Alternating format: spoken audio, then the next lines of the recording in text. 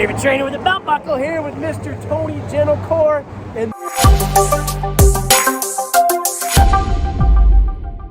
the beautiful West Hollywood. We're going to walk and talk this way, and we're going to learn about everything overhead. Now, this actually isn't that beautiful. You brought your Boston weather. So, Tony and I met about... It's better than Boston. It is better than Boston. Oh, it's nice. It's a little warmer, huh? So we're going to talk a little bit about overhead stuff. Tony is the man when it comes to everything overhead. Some common questions we get with our CSCS course that we teach are, are there any exercises that you can, I know you can't say this and like eliminate all, but are there any exercises that overhead athletes, baseball players, volleyball players, that maybe should take out of their toolbox? So some might know, I have a past coaching with Cressey Performance. So when we opened up Cressey Performance in 2007 and then really started gravitating towards overhead athletes, there was a point in my thought process and probably collectively our process that, okay, overhead athletes, what should we avoid of them? And bench pressing came to the forefront. The reason why we took away bench pressing was because when you think about it, if an overhead athlete, say a pitcher, holds a barbell in a pronated position, they're closing off that acromion process. So they are kind of impinging their shoulder. So it's like, okay, in lieu of barbell bench pressing, how about we just stick to dumbbell bench pressing? Because now we can or supinate our wrists a little bit more, open up. We can do landmine presses, etc. Do I really think that doing 3 to 5 sets of a bench press is going to make somebody's shoulder explode? No. And we do have to kind of respect the fact that athletes want to look the part too.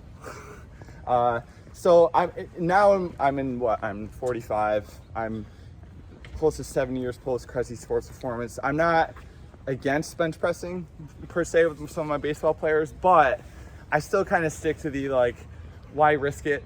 Why don't we just stick with dumbbells? Why don't we just stick with landmine variations? When we go to a press, we don't think right away, let's go to a bench press. Right. So, and really, I can't say when I'm looking at it from a performance standpoint that the bench press is really going to allow somebody to throw that much harder. Yeah. It's really more about training the butt. You gotta train the ass to throw gas, as we say. I like that. But yeah, so if I still had to pick one exercise, I'm probably going to we don't need to do that, would be bench pressing. And maybe even I can even stick a barbell back squat in there too. I still love to squat my athletes. I'm not anti-back squatting. But in terms of the stress on the shoulder and just trying to protect the shoulder, take away strain on the shoulder, I tend to stick to either front squat variations or safety squat bar variations, because that way they're not in that excessive abducted, extremely rotated position and cranking on their shoulder. Tony always makes jokes, says he doesn't speak anatomy very well, but he's always cranking out that vocabulary and he knows it all. I think that's great because newer trainers were looking for a blueprint of absolutes. If I'm going to work with baseball, all baseball players should eliminate A, B, C, and D. It's very sexy on social media too when you say something very polarizing like that. But I don't like that. I don't like to roll that way. Yeah, and it's almost like when the more experience you gain as a strength coach, you kind of turn into like a Yoda, where it's your answers are very pithy. And on that front, I remember there was a time where it's okay. Why would a baseball player need to do bicep curls? It's oh well, that's not going to help them throw harder. But when you think about doing a bicep curl, you're still getting Uncle Rico's spot. That's what I was telling you. That is? Yeah, it's a spot right there. Inside joke. But when you think about a bicep curl, you are getting, if you're doing it correctly with good form, you are getting anterior stability on the shoulder. So we can think of a bicep curl as a shoulder saver too. I like that. That's a good one. one. I think you're right. I don't think we should be dealing with absolutes. Big red flags in the industry for me is any coach or trainer or any fitness influencer that says always, never, and everyone. If they say you always need to avoid this, you never should do this, everyone should do that, that's a red flag for me. Because you got to cater everything to the athlete, not necessarily the sport. We're still in the school of thought hey, we're trying to develop better athletes, not necessarily better baseball players. Yeah.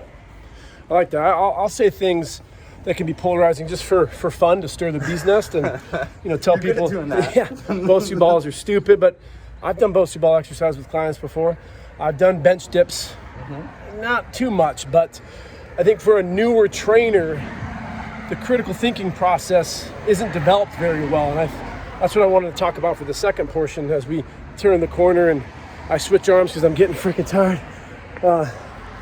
But the entry into the industry, whether if it's for strength coaches or trainers, it's greatly flawed. You don't have a lot of experience. I interviewed this hunk right here from my book, and he talked about experience that we should gain when we come into the industry. And you were talking about it's good for a lot of new coaches to go to a corporate gym. Yes. Now, for those that are newer strength coaches, what would be some of the pillars to set them up for success? I mean, to that point, like I think having experience working in a commercial gym setting where because there's this notion that a lot of trainers come in, I want to train professional athletes and I'm going to do it year one. It doesn't really work that way. Sure, there's some extenuating circumstances where that happens, but I think there's a lot to be gained by working in a commercial gym setting or a corporate setting, working with regular people, and gaining experience on how am I going to develop a results, a training menu, a training effect for individual with lower back pain, for individual with anterior knee pain, for an individual who just doesn't move well, for an individual who's in rehab, for an individual who can't do a bodyweight chin-up but aspires to do 5, if not more. You're going to, and working with different clientele with different backgrounds, different injury histories, different goals, you're only going to get better. And that's gonna set you up very well for when you start working with more higher level clientele who need to perform at a higher level. It's basically laying that foundational layer to help everyone get to that higher peak. I think that's awesome because one of the things I interviewed your buddy from Philly, I'm blanking on his name. From Warhorse? Or no, Clifton? Nope. He's a baseball strength coach in... Oh, Rob. Yeah, Rob. Yes. Thank you, Rob. And I have a lot of friends from Philly, by the way. And one of the things that he said was, I thought there's only one person in Philadelphia, but he said you got to create the buy-in. And I think that's really important with what Tony's talking about, because one of the things that you're going to get when you go into that environment is you're going to have to be adaptable. Yep. And if you go in as a strength coach and you start working with these kids and you're telling them you're wrong, I'm right, you're not going to get the buy-in. And I'm actually working with a kid right now from Turkey, and he's working with the basketball team there, and he's having a hard time getting the buy-in from his athletes. And I said, well, you're telling them from the get-go that you can't ice, that's wrong, it's bad. It's like, who's this 22-year-old kid who's telling these guys that have been doing it for a long time, that are watching the NBA where they want to go, so you don't have that buy-in? And I said, do you ever work out with them? And he's like, no. I'm like, well, why don't you go out there and do an exercise with them and do part of the practice to show them that you're doing it for them. So when you are working with Gen Pop, you're going to learn all different walks of life. Yes. And that buy-in is so important. And you're going to learn that how to temper your own coaching style to different individuals. Like I proclaim myself to be an introvert, but sometimes I have to turn it on for a certain client, and I have to be the rah-rah coach, not to an annoying level of rah-rah, but when you're working with varying people, with especially in the Gen Pop population, certainly when you get into professional athletes, collegiate or high school, you learn to just temper your coaching styles to fit their needs and meet them where they are. And I just found that in a commercial gym setting where you're kind of forced to work with a diverse group of people, that's it. There's only anything to be gained from that.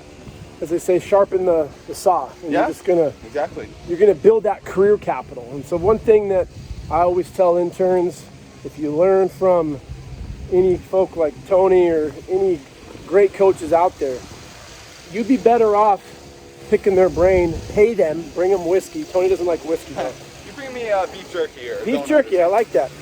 But pick their brain, always offer to pay their hourly rate. We got some workers over here, sorry about the background noise, but that hour of time that you would learn would be significantly better than some corrective exercise course.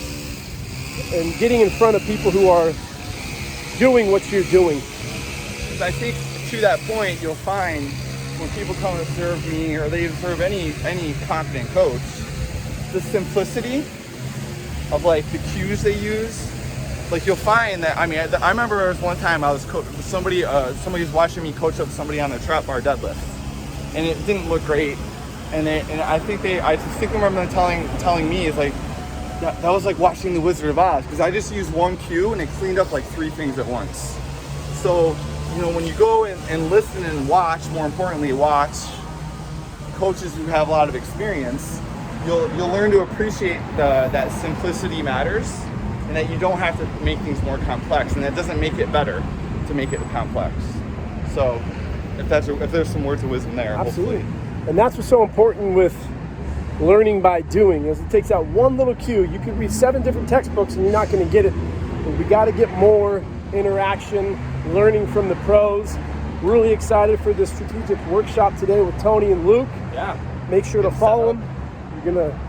That should be out in October, November? Yeah, we're hoping by sometime in the fall, hopefully before Christmas, we'll have a digital product that people can purchase and learn from and get some continuing ed in. And you get 1 point, some units for that. It's going to be highly worth your investment.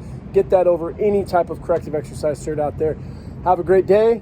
I think my biceps are bigger. Oh man, I don't know. Now look at those suckers. Holy shit. Woo!